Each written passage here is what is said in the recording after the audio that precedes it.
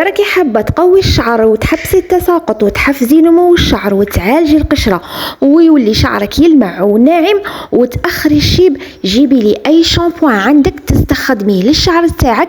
كما أنا راح نستخدم هذا نتاع فينوس بالسيراميد الخاص بالشعر الجاف والمتقصف. وراح تروحي عند العشاب تجيبي ديمي القرنفل وديمي الأملق، هادو هما الاعشاب، القرنفل والاملق راه متوفرين عند العشاب. جيبي الكميه اللي تحتاجيها على حساب واش تستعملي.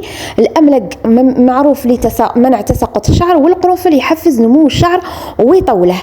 راح نفتحوا العبوه ونديروا هادو الاعشاب الاملق والقرنفل في العبوه نتاع الشامبوان اللي يناسب شعرك، ماشي هذا الشامبوان انا مناسب للشعر تاعي انت استخدمي. اذا كان شعرك دهني استخدمي الشامبوان اللي يناسبك انتيا، وديريه في القاروره وراح ميكس ميكس ميكس ميكس ميكس، وبعدها راح تخليه 15 يوم حتى يتخمر.